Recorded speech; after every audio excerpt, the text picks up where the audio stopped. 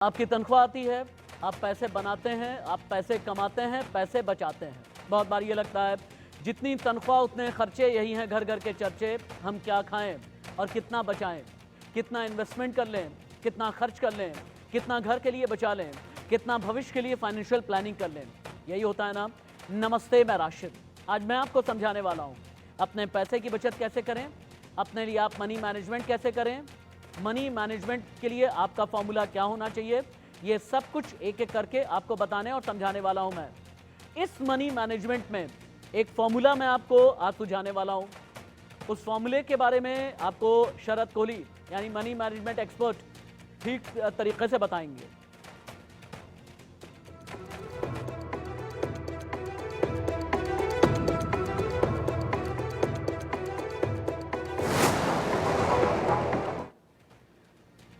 पैसा बोलता है, पैसा बहुत कुछ बोलता है, पैसा बहुत कुछ कहता है और आपसे ये कहता है कि किस तरह से आप अपनी फाइनेंशियल प्लानिंग करें। पैसे बनाएं कैसे, पैसे बचाएं कैसे, इन्वेस्टमेंट कैसे करें, कहां कहां पर आपका पोर्टफोलियो होना चाहिए।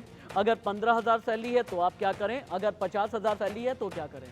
हर एक ब्रैकेट वाला परेशान रहता है। ग्राफिकल इनपुट के जरिए आप देखें, आपको 3D स्टूडियो में मैं लेकर के चलता हूं। ये 3D स्टूडियो आपको समझाएगा कि आपकी प्लानिंग क्या होना चाहिए। सैलरी 15,000 है या 50,000 है तो आप पैसे बचाएं। पहली चीज आपके जहन में ये होनी चाहिए 40 30 20 10 ये फॉर्मूला अपनाएं। ये फॉर्मूला क्या है आगे समझाऊंगा। सैलरी का 40% खान पान और रहन सहन में खर्च करें। 40 30 20 10 याद है ना। सैलरी का 30% घूमना, मूवी और बाहर खाना खाने में खर्च आप करें। 40 30 अब 20 पे आ जाएं आप। सैलरी का 20% कर्ज से छुटकारा पाने का आपका खर्च होना चाहिए। ये 40 30 20 और 10 का फॉर्मूला। बाकी बचा हुआ जो 10% है इसमें आपको इन्वेस्टमेंट करना है। ये इन्वेस्टमेंट कहाँ होना चाहिए, कैसा होना चाहिए, ये सब कुछ आपको बताएंगे शरद कोहली। देश के जाने माने अर्थशास्त्री हैं, मनी मैनेजमेंट एक्सपर्ट हैं, इन्वेस्टमेंट के बारे में बताते हैं और अक्सर ही पैसों को लेकर के जब बातचीत होती है तो मेरे साथ लाइव रहते हैं। शरद जी, सबसे पहले तो थैंक यू सो मच। मेरी रिक्वेस्ट पर आप अपना बेशकीमती समय मुझे देते रहते हैं। अब आप ये बताएं कि मैंने जो फॉर्मूला बताया है 40 30 20 10 का, ये फॉर्मूला ठीक है क्या, या इस फॉर्मूले में आप कुछ परिवर्तन करना चाहेंगे? जी हाँ, बहुत अच्छा फॉर्मूला है राशिद भाई। पर मैं इसमें थोड़ा सा और इसको आसान कर देता हूँ। एक फॉर्मूला होता है जिसको बोलते हैं 50-30-20। 50-30 50% में वो आते हैं जो आपके बहुत ज़रूरी खर्चे होते हैं। खाने पीने का आपने जिक्र किया, दवाइयों पे है, जिस खर्चों के बिना आपका गुजारा नहीं चल सकता। 30% होते हैं वो खर्चे जो आपके ऑप्शनल खर्चे होते हैं, जो आपने घूमने फिरने का जिक्र किया। कोई घर की ऐसी चीज़ लेनी है जो कि अभी उसके बिना भी गुजारा चल रहा है, पर ले लें तो अच्छा है। और 20% ये बहुत इंपॉर्टेंट है राशिद।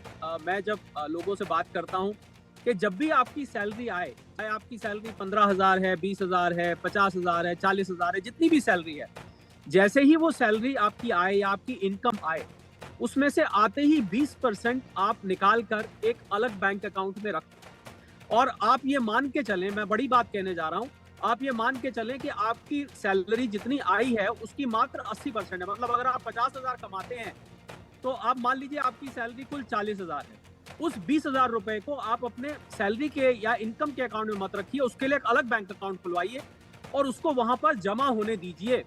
ये पैसा आपका मुसीबत में काम आएगा, यही पैसा आपका इन्वेस्टमेंट्स के लिए काम आएगा, यही पैसा आपका भविष्य के लिए काम आएगा। और एक जरूरी बात राशिद भाई, कि सेविंग को और इन्वेस्टमेंट को एक ही नहीं, ज्यादातर लोग क्या करते हैं, सेविंग और इन्वेस्टमेंट को एक ही चीज मान लेते हैं। जो आपने पैसा बचाया है वो आपकी बचत है। इन्वेस्टमेंट तो जब होगी जब आप उस पैसे को वहां से उठा के किसी चीज में लगाएंगे, बैंक की एफडी में रखेंगे, शेयर मार्केट में लगाएंगे, म्यूचुअल फंड में लगाएंगे, गोल्ड में लगाएंगे, रियल एस्टेट में लगाएंगे। जितने भी निवेश के संसाधन हैं, जब आप उस पैसे को उठाकर वहां लगाएंगे तब वो इन्वेस्टमेंट मानी जाएगी। खाली पैसे को बचा लेना इन्वेस्टमेंट नहीं है। बहुत सारे लोग ये गलती करते हैं। तो मेरा ये जो 20% वाला फॉर्मूला है, इसको आजमा के अगर लोग देखेंगे तो आप देखेंगे, मैं कल एक रिपोर्ट आई राशिद, बहुत इंटरेस्टिंग रिपोर्ट आई। उस रिपोर्ट में बताया गया कि इस देश के अमीर और अमीर हो गए और गरीब कुछ गरीब और गरीब हो गए। तो उसका कारण क्या है? एक कहावत है पुरानी, माया को माया मिले कर कर लंबे हाथ। अगर आपके पास बचत होगी तो आप अमीरी की तरफ बढ़ेंगे, तब आपका फ्यूचर सिक्योर होगा। अगर आप बचा नहीं पाएंगे तो आप कभी भी अमीर नहीं बन पाएंगे। आपका जो आएगा वो खर्च हो जाएगा, बचेगा तो कुछ है नहीं। और अगर बचेगा नहीं तो पैसे बढ़ेंगे भी नहीं, जिसको हम कंपाउंडेड इफेक्ट कहते हैं, वो भी नहीं आएगा। तो ये 50-30-20 मैंने, आपने जो 40-30-20-10 बताया, मैंने उसको और सिंप्लीफाई करके जिससे लोगों के लिए और आसान हो मैं जाए। आपसे पैसों की कंपाउंडिंग को भी लेकर के बात करना चाहता हूँ। आजकल लोग बहुत सवाल करते हैं। एक तो आपकी जितनी बातें होती है ना, हमारे लिए मास्टर स्ट्रोक होता है। एक एक पैसे, एक एक पाई की कीमत आप जानते हैं। और पिछले लगभग 1.5 दशक में आपके जरिए मैंने हिंदुस्तान के करोड़ों लोगों तक ये पैसे बनाने, बचाने और इन्वेस्ट करने का फॉर्मूला रखा है। कंपाउंडिंग को लेकर के मैं बात करूं, उससे पहले ग्राफिकल इनपुट दिखाते हैं। जितनी चीज़ें अभी तक शरद कोहली जी ने बताई है ना, उसे हमने कंपाइल कर लिया है। कंपाइल करके आपके सामने हमने रखा है कि आप फाइनेंशियली स्मार्ट कैसे बने, अपने खर्च को पहचाने, निगरानी रखें, एडिशनल खर्च को आप कम करें। ये याद रहे आपको, सिर्फ ज़रूरी खर्च ही आपको करने हैं। सैलरी अकाउंट के साथ में सेविंग अकाउंट एक अलग करके आपको रखना है, ताकि थोड़े पैसे सेविंग अकाउंट में आपके बचते रहें। इंपल्सिव शॉपिंग ना करें। बहुत बार क्या होता है ना, यूं ऐसे फोन में आप देख रहे होते हैं और ऐसा लगता है कि बहुत जल्दी जल्दी ढेर सारी ऑनलाइन शॉपिंग कर लें। ये सनकियों वाली शॉपिंग ना करें। हेल्थ इंश्योरेंस जरूर लें, ताकि हेल्थ के मामले में आप सुरक्षित रहें। कभी भी कोई इमरजेंसी आए तो पैसों का एक बहुत बड़ा, दवाई का बहुत बड़ा बोझ आपके कंधे पर ना आए। सैलरी आने वाली है, 4 दिन पहले, 5 दिन पहले आप पूरे बजट का पूरा बजट बना लें, खर्च आपको क्या क्या करना है। यानी ये स्मार्ट इन्वेस्टमेंट है। फाइनेंशियली ये इन्वेस्टमेंट आपको स्मार्ट बनाएगा। अब शरद जी के पास चलते हैं। शरद जी, लोग मुझसे ये पूछते हैं कि भाई अपने पैसे को हम कंपाउंड कैसे करें। कंपाउंडिंग पर कंपाउंडिंग का भी कोई तरीका होता है क्या? अगर आज मैंने 10,000 रुपये लगाए, इस पर जो ब्याज मिल रहा है, क्या ब्याज पर ब्याज मिलने का भी कोई तरीका होता है क्या? क्या ये SIP में होता है, क्या SWP में होता है, क्या ये स्टॉक में होता है, स्टॉक में भी डायरेक्टली इक्विटी डिलीवरी में होता है, या फिर फ्यूचर ऑप्शंस में होता है? इसके लिए हम क्या करें, ये लोगों का सवाल होता है। अगर आसान शब्दों में आप समझा सकें। जी हाँ राशिद, कंपाउंडिंग का मतलब होता है कि आपके पैसे पे जो ब्याज आ रहा है, उस ब्याज के ऊपर भी जब ब्याज आना शुरू हो जाए, इसको हम कंपाउंडिंग कहते हैं। बहुत आसान भाषा में अगर मैं इसको बोलूं, और ये ज्यादातर आपको बैंक की फिक्स डिपॉजिट में देखने को मिलता है। मतलब आपने 1 साल की डिपॉजिट करी, मान लीजिए 10,000 की, वो 1 साल बाद 11,000 हो गया। फिर आपने उस 11,000 को फिर कर दिया, अब आपकी 11,000 की हो गई, अब आपको 12,100 मिलेगा। फिर अगले साल 12,100 के ऊपर 1,200 और मिल जाएगा। ये तो हो गया FD का। यही कंपाउंडिंग इफेक्ट आपको SIP में भी देखने को मिलता है, जिसको हम systematic investment plan mutual funds का बोलते हैं। क्योंकि वहां पर आपका जो पैसा लगे जा रहा है, जो आप यूनिट्स लिए जा रहे हैं, तो जो उन यूनिट्स के ऊपर आपको डिविडेंड मिलता है, उस डिविडेंड को ना लेके आप उसको री इन्वेस्टमेंट ऑप्शन में डाल दीजिए, तो आपको उसका कंपाउंडिंग इफेक्ट दिखना शुरू हो जाएगा। फ्यूचर एंड ऑप्शन में ये नहीं होता है, कैश डिलीवरी शेयर्स में भी नहीं होता है। ये या तो म्यूचुअल फंड की जो ग्रोथ ऑप्शन होती है, ध्यान से सब दर्शक इसको नोट कर ले, जो ग्रोथ ऑप्शन होती है वहां पर आपको कंपाउंडिंग का, मैं इसको कंपाउंडिंग का जादू बोलता हूँ।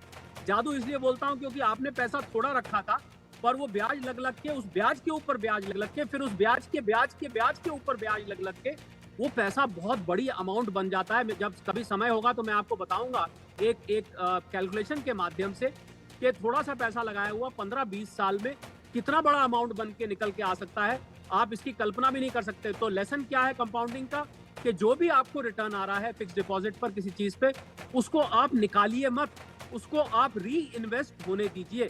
जैसे ही वो री इन्वेस्ट होगा, आपको कंपाउंडिंग का जादू राशिद दिखना शुरू हो जाए। थैंक यू सो मच शरद जी, बहुत बहुत धन्यवाद आपका। बहुत ही अच्छे तरीके से आपने बताया। चूँकि हम पैसों की कीमत जानते हैं, आपकी गाढ़ी कमाई की वैल्यू हमें है। शरद जी, थैंक यू सो मच।